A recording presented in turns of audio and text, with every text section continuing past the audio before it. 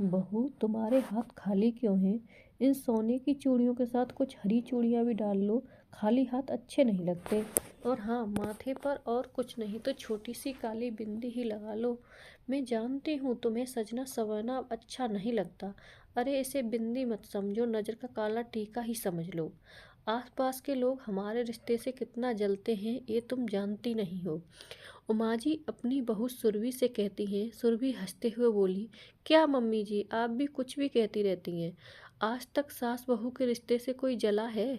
जो हमारे पड़ोसी जलेंगे, हाँ वो अलग बात है कि आप मुझे बहू से ज़्यादा बेटी समझती हैं। अब जलने वाले जलते रहे, हमें क्या। इतना कहकर सुरभि हंसते हुए अपनी सास की बात मानी और हाथों में कुछ चूड़ियां डाली और काली बिंदी लगाकर अपने काम पर चली गई। जाती हुई सुरभि को देखकर उमा जी की आंखों में आंसू आ गए। तभी उनके पति लखन जी आए और बोले, उमा, जो बीत गया उसके लिए आंसू मत बहाओ। ये देखो, हमारा भविष्य स्कूल जाने के लिए तैयार है और किसी के लिए नहीं, तो इसके लिए मुस्कुराओ। उमा जी अपने पोते बिभू के लिए मुस्कुराने लगी तो बिभू बोला, दादी मम्मा कहती हैं जो स्ट्रांग होते हैं वो रोते नहीं। आप भी मत रोना, आप भी तो बहुत स्ट्रांग हो। लखन जी बोले, मैं इसे स्कूल छोड़कर आता हूँ, फिर बैठकर बातें करेंगे। इतना कहकर वो चले गए। सबके जाने के बाद उमा जी घर के छोटे मोटे काम करके बहू की मदद किया करती थी। जब सुरभि के कमरे में उसकी चीज़ों को वो व्यवस्थित कर रही थी, सुरभि की ड्रेसिंग टेबल पर ढेर सारी रंग बिरंगी चूड़ियाँ थीं। वहीं उनके बेटे अमन की तस्वीर थी, जो कुछ साल पहले एक दुर्घटना में चल बसा था। उमा जी के एक हाथ में नीली चूड़ियाँ, दूसरे हाथ में अपने बेटे की तस्वीर थी। वो पुरानी दिनों में खो गई। माँ देखो ना, ये दिन रात हरी पीली चूड़ियाँ पहनती है। इसे समझाओ कि पति के पसंद की नीली चूड़ियाँ पहना करे। अमन उमा जी से कहता है। सुरभि बोली, मम्मी जी ये कहाँ लिखा है कि बस पति की पसंद की चूड़ियाँ पहनना है?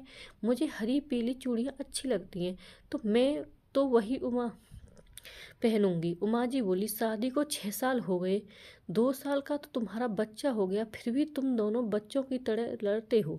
ठीक है, उसे हरी पीली चूड़ियाँ पसंद है तो पहनने दो, कल तुम्हारी पसंद की नीली चूड़ियाँ पहन लेगी।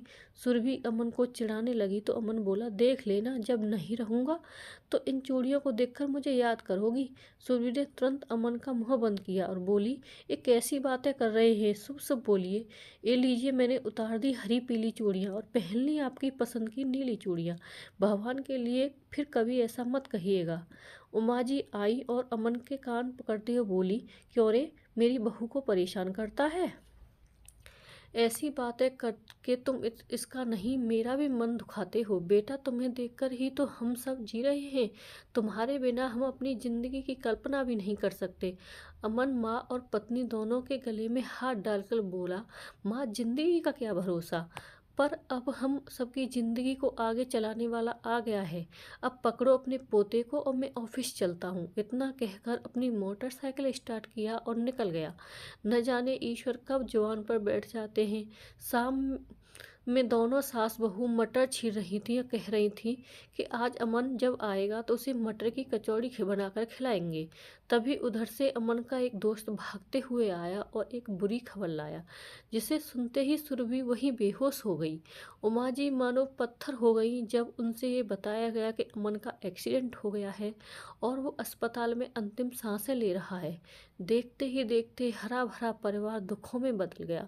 जाते जाते अमन ने अपने पूरे परिवार की जिम्मेदारी सुरभि को सौंपी थी, जिसे सुरभि ने संभालने का वादा किया। जिन चूड़ियों से सुरभि को इतना प्यार था, आज समाज के ठेकेदार उन चूड़ियों को उतार रहे थे। सुरभि को होश नहीं था जब उसकी बुआ सास उन चूड़ियों को खोल रही थी। उमा जी पूरे समाज के सामने खड़ी हुई और बोली, दीदी मत उतारिए मेरी बहू की चूड़ियों को, अभी उसकी उम्र ही क्या है। बुआ जी बोली, मानती हूँ तुम्हारा परिवार नए जमाने का है, पर समाज के कुछ नियम होते हैं। उमा जी बोली, मैं नहीं मानती ऐसे नियमों को, जो बस दुख की घड़ी में साथ दें। जो नियम हौसला न दे सके, ऐसे नियम तोड़ देना ही बेहतर है। जहाँ सब लोग सुरभि को अभागिन कहकर सांत्वना दे रहे, वहीं उमा जी ने हौसला रखा और सुरभि से बोली, बहू याद रखो, जीवन में जिद, जुनून और हौसला बनाए रखना, तभी मंजिल तुम्हारे कदम में रहेगी, वरना तो दूसरे लोग हमेशा तोड़ने और गिराने के लिए तत्पर रहते हैं।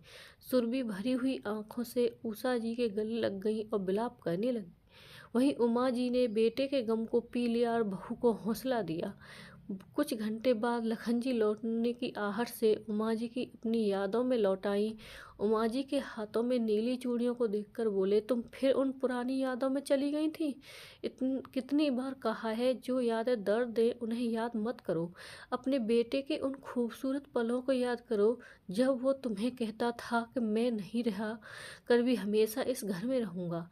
लखन जी ने उमा जी को हौसला दिया। अब यही तो होता था, दोनों एक दूसरे को हौसला देते थे। कुछ घंटे बाद लखन जी पोते को लाने के लिए चले गए। देखते देखते शाम हो गई। सुरभि दफ्तर से लौटकर आई। आते ही सबसे पहले अपनी नीली चूड़ियों को उतारने लगी। उमा जी बोली, सुरभि, पहले तुम अमन के लिए चूड़ियां पहनती थी, अब अपने बेटे के लिए पहनो। तुम्हारे हाथों की चूड़ियों को देखकर देखो तो वह कितना खुश होता है। बेटा, किसी के चले जाने से जिंदगी रुकती नहीं है। जाओ हाथ मुंह धो लो, फिर इकट्ठे बैठकर चाय पियेंगे। सुरभि मुस्कुराकर हाथ मुंह धोने चली गई। समय बीता। कुछ महीने बाद सुरभि की बुआ सास आई और सुरभि के कपड़े, उसकी चूड़ियों को देखकर वो मुंह बनाती थी। सुरभि उस पर ध्यान नहीं देती और अपना काम करती थी।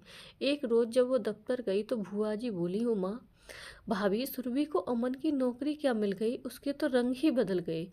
देखना उसका मन कहीं और न लग जाए और तुम सब उसकी राह देखती रह जाओ।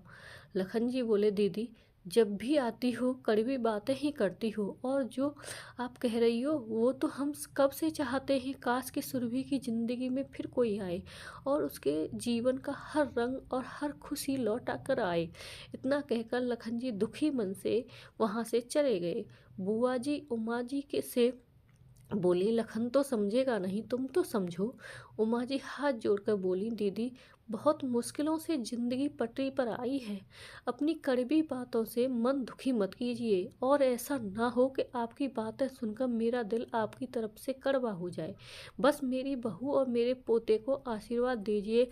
हमने तो जिंदगी जी ली है, उसके सामने तो पूरा जीवन पड़ा है। कभी खुद को उसकी जगह पर रख कर देखिए, तब उसके दर्द का एहसास होगा। इतना कहकर उमा जी चाय पीने लगी।